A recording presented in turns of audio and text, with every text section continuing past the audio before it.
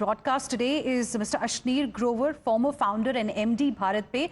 Mr. Grover, thank you very much for speaking with us here on Times Now. It's a sad moment for each one of us, and I want to ask you, what are your thoughts today, and how will you like to remember Mr. Ratan Tata? Yeah, see, Mr. Ratan Tata is a very different generation than us, right? He's 86 years old, so almost as old as my granddad would have been, right? But it's amazing how a person can live born before independence and live through the whole growth of India as a country and the growth of businesses in India and live through the digital revolution that we are seeing now happening in India and still be loved by everyone, right? It's very easy to hate businessmen because you are seen as people who profit here from customers and from other people.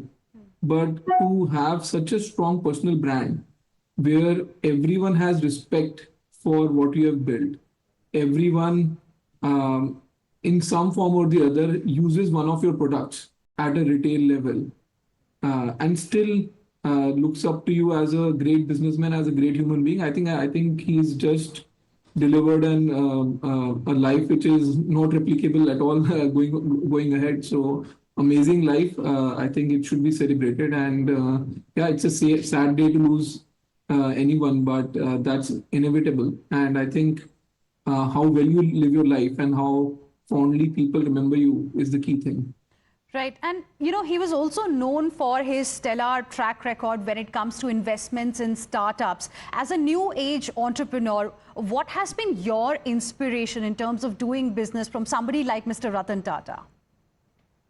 Yeah, see, if you look at Mr. Ratan Tata and the Tata Group in general, see, one thing they have that stands out is trust, right? If Tatas are doing something, it must be right. I think what inspires me is to just be at it for decades, right? I think that's something most of us as entrepreneurs have to learn. Now, just look at it. Like when he would have been a kid, Air India would have been formed by his forefathers. Then it got nationalized, and within his lifetime, he saw Air India coming back to the Tata fold, right? So it's just the persistence, just maintaining your class through the ups and downs, and through the change in political landscape. It's just amazing. And one last question before we let you go. Did you ever get a chance to meet him while he was alive? Any anecdote that you can share with us? No, unfortunately, I never had a chance to sort of meet him personally. But I've always been part of businesses, where one of the competing businesses has been his. And even as competitor, we've just had absolute respect. I'll give you an example. For some time, I was working with PC Jeweler and jewelry business, right? Absolute cash business it used to be. And Tata's come out with Tanishq, and it becomes the biggest jeweler in the country, where they can even charge more than the prevailing gold rate, and people still have faith over that Tata tag being more than the hallmark brand that the gold carries. And that just speaks volume about the level of trust that and the brand they have created, and amazing life, and deep respect for Mr. Ratan Tata. Right. I said that was going to be my last question, but एक और सवाल आपको जाने से पहले अभी हम देख रहे हैं जितने भी लोग मिस्टर रतन टाटा के बारे में बात कर रहे हैं, सबका ये कहना है कि कहीं ना कहीं वो नेशन बिल्डर भी थे। उन्होंने जिस तरह से इंडिया एज अ ब्रांड को पूरे विश्व में वो लेकर गए, आपने एयर इंडिया की बात की अभी, वो उन्होंने किस तरह से एयर इंडिया को वापस से टाटा ग्रुप में लेकर आया, एक बहुत ही बड़ी उपलब्धि है। तो आप जो है स्टार्टअप इकोसिस्टम के लिए खास करके किस तरह से देखते हैं उनका ये पूरा जीवन? See, as a nation, see, it is a lot of people talk about nation building, right? But end of the day, everyone is trying to build their own business, their own conglomerates. I think what stands about Ratan Tata is that if he was doing philanthropy, he was not doing philanthropy for his name or for his fame, right? He was doing it because he genuinely believed in whatever he was doing, and it gave him happiness and satisfaction at a certain level.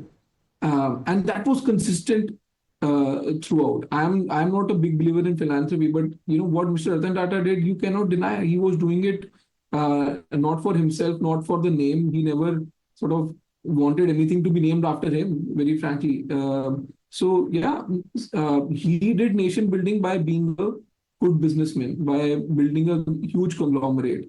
And despite being a second, third generation, carrying things forward and making it much, much bigger than the previous generation is a big achievement in itself. And I think for every businessman, irrespective of startup or otherwise, yeah, he will always remain a tall figure to look up to. And also, we've seen how he also, came out with some very, very ambitious projects. For example, Nano, to ensure that every household in the country manages to get a car. We know politically how that become a big issue, but even daring to dream to have this kind of, an objective was something that, doesn't happen very easily. It requires a lot of courage, isn't it? Now, of course, it requires a lot of courage. See, whenever you have a legacy business, right, the first thing that goes out of the window is your ability to take risk. Because one thing you don't want to do is कि जो आपके पूर्वजों ने बनाया उसको ही बिगाड़ दो, right? So here, most second, third generation businessmen are slightly more risk averse, right?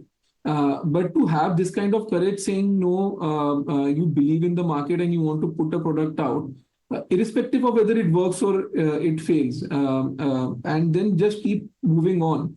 It's amazing. As I keep telling it, to have that DNA and aggression of risk taking as a second, third generation is just not found nowadays. So it's a very unique DNA to him.